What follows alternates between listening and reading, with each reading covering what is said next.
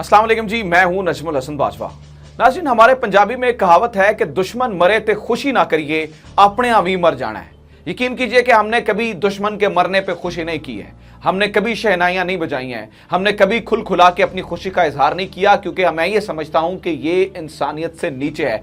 वो दुश्मन जब तक आपका जाती दुश्मन हो, जब तक वो आपका जाती दुश्मन हो, किसी के मरने पे खुशी नहीं करनी चाहिए। लेकिन जब दुश्मन वो मरे जो आपके पैगंबर सल्लल्लाहु अलैहि वसल्लम की तौहीन करे, या वो दुश्मन मरे जो आपके नबी के बारे में ऐसे अल्फाज कहे जो कि यकीनी तौर पे उनके शान ना हो, या दुश्मन वो मरे जो हमारी मुअज़्ज़ज़ इस्लामी ख़वातीन, हमारी मुअज़्ज़ज़ इस्लामी वो आइडियल ख़वातीन के जिनका नाम पढ़ने से पहले अल्लाहुम्मा सल्ली अला मुहम्मद व आले मुहम्मद पढ़ना चाहिए, उनके बारे में बुरे अल्फाज कहे, तो यकीन कीजिए कि आप शहनाइयाँ बजाएं ना बजाएं, लेकिन आप दुखी नहीं हो सकते हैं, आप गमगीन नहीं हो सकते हैं। आप जो है वो कम से कम आपका दिल ठंडा जरूर होता है कि आज इसको जो है वो खुदा की तरफ से मार पड़ी है, और खुदा की तरफ से जब मार पड़ती है तो फिर लाख इंसान को पता जाता है। आज मैं जिस बंदे के बारे में वीडियो बनाने जा रहा हूं, मैं एक चीज वीडियो के शुरू में आपको क्लियर कर दूं कि मैं भारतीय अवाम का मजाक नहीं उड़ा रहा हूं। वो उनके साथ जो कुछ हुआ, जो कोरोना के वहाँ पे सूरत हाल चल रही है, मेरे दिल में उसकी तकलीफ़ है, और इसी के साथ कश्मीरियों की तकलीफ भी मेरे दिल में मौजूद है। मैं भारतीय अवाम के साथ खड़ा हूँ, लेकिन इस शख्स के बारे में, जिस शख्स के बारे में मैं आज वीडियो बना रहा हूँ, इसका मतलब हरगिज़ ये नहीं कि मैं भारतीय अवाम का मजाक उड़ा रहा हूं, क्योंकि जो इंसान किसी भी मजहब की तौहीन करता है, किसी भी मजहब की जो है उसके बारे में गलत अल्फाज कहता है, हर एक इंसान को उसके खिलाफ खड़े होना चाहिए। नाज़रीन, आज एक बंदे के मरने की इत्तला मेरे तक पहुंची है। उस बंदे का नाम है रोहित सरदाना। रोहित सरदाना, जिनकी तस्वीर अभी आप ये चलते हुए देख रहे हैं, ये एक बहुत बड़े एंकर थे, या था मुझे कहना चाहिए, ये एक बहुत बड़ा एंकर था भारत का, रोहित सरदाना। इसकी तूती बोलती थी, इसका डंका बजता था, इसका दंगल चलता था। ये अपने इसके प्रोग्राम का नाम होता था दंगल। ये शाम 5 बजे दंगल लगाया करता था, और उसमें इसका काम ये होता था, पहले ये जी न्यूज़ के साथ रहा और फिर ये आज तक के साथ रहा।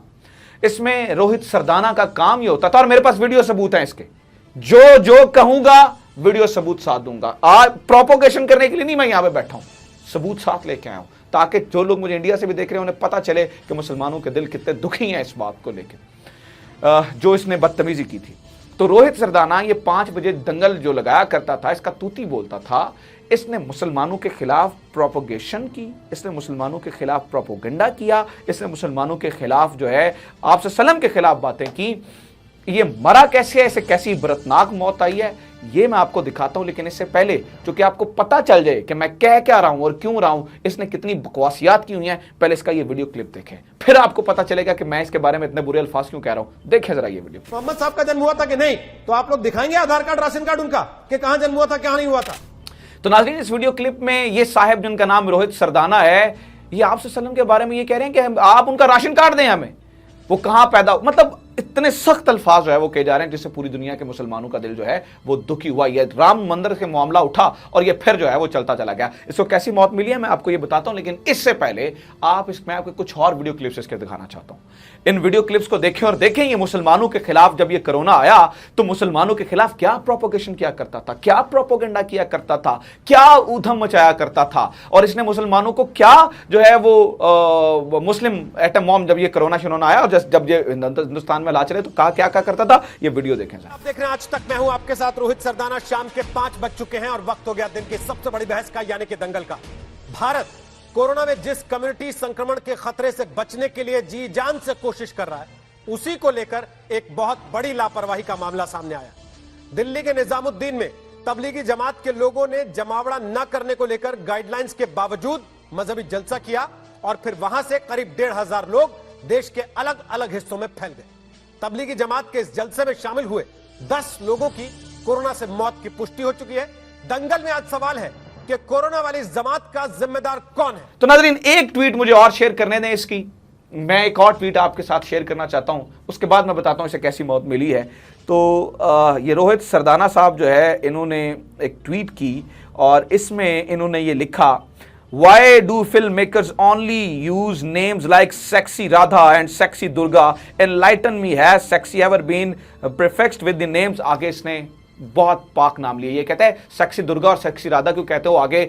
मेरी जबान इजाजत नहीं देती कि मैं वो अल्फाज कहूं जो आगे इस बंदे ने ट्वीट में लिखे। मेरी जबान से वो लफ्ज निकल ही नहीं सकते जो इस बंदे ने आगे ट्वीट में लिखे। इस कदर ये गुस्ताख था।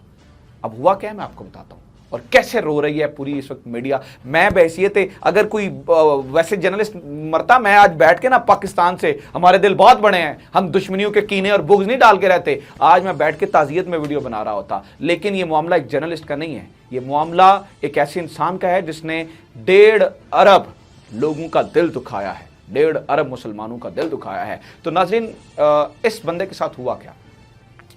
इस बंदे के साथ हुआ ये कि पिछले कुछ दिनों में ये सेहतमंद हट्टा कट्टा था। चंद दिन पहले इसे कोरोना हो गया, जिसका ये मजाक उड़ाया करता था, जिसके लिए ये मुसलमानों को कसूरवार ठहराया करता था, जिसके लिए ये प्रोपोगेशन किया करता था, जिसके लिए ये जो है वो अजीब अजीब अल्फाज इस्तेमाल किया करता था। तो इसने ये अल्फाज इस्तेमाल किए और इसके बाद इसे अभी जो है वो रिसेंटली कोरोना हो गया, फिर ये वेंटिलेटर पे शिफ्ट हो गया और फिर इसे हार्ट अटैक हो गया। इसे को हाथ लगाने के लिए वहां पे तैयार नहीं था, ये इसका सही तरीके से उस तरह से इलाज ही नहीं हो पाया और ये वहां पर उस बुरी तरीन मौत से मर गया, जिस बुरी तरीन मौत का ये मजाक उड़ाया करता था। इसके मरने के बाद क्या हुआ मैं आपको बता देता हूँ। इसके मरने के बाद जो इसके वो साथ में जो होते हैं ना, वो गैंग अप जिसके साथ ये करते हैं, तो अब इंडियन मीडिया को कैसी तकलीफ हो रही है, कैसे रो रो के उन्होंने रोहित सरदाना की खबर दी। इस वीडियो को देखें, फिर आपको पता चलेगा कि रोहित सरदाना की खबर किस कदर रो के दी इंडियन एंकर से।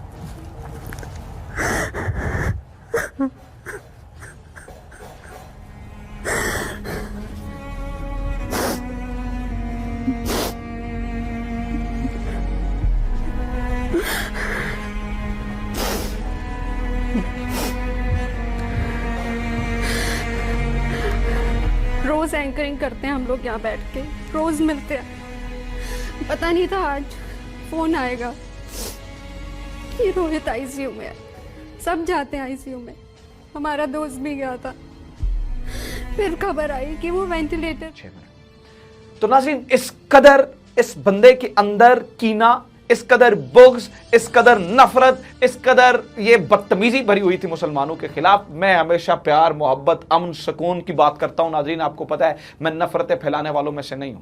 नाज़रीन, आपको पता है कि मैं कभी भी जो है वो मुस्लिम हिंदू करके लड़ाने वालों में से नहीं हूं, मैं हमेशा मोहब्बत की बात करने वाला हूं। लेकिन इसका मतलब ये नहीं है कि हम अपने मुकद्दसात पे कॉम्प्रोमाइज़ कर दें। इसका मतलब ये नहीं है कि हम अपने उन पाक हस्तियों के बारे में कॉम्प्रोमाइज़ कर दें जिनके बारे में जिसका जो दिल चाहे मुंह उठा के जो दिल कहता रहे। तो आज जब ये इंसान इस दुनिया से गया है, आज जब ये इंसान उसी बीमारी से लड़ता हुआ इस दुनिया से गया है, तो फिर आज जो है वो ये बात समझ में आती है कि वो उसे कहते हैं ना कि जैसा करना वैसा भरना। आपको पता नहीं चलता, अल्लाह का अजाब नाज़िल होते समझ नहीं आती है, और ये अल्लाह का अजाब है। इसके बारे में इंडियन एंकर्स भी खास तौर पे कह रहे हैं। मैं वीडियोस नहीं चलाऊंगा, मुझे पता है, मैं इसको प्रोपोगेट नहीं करना चाहता, लेकिन जो लोग उनके दिलों में दर्द है, उन्होंने कहा कि इस बंदे ने गलत किया, इसने सही नहीं किया, इसने मुसलमानों के मुकद्दसात की तौहीन की, और जब ये मुकद्दसात की तौहीन की तो ये हुआ। और आखिर में मैं अपने वीडियो के आखिर में उसी बात से इख्तिताम करना चाहूँगा। मैंने कहा था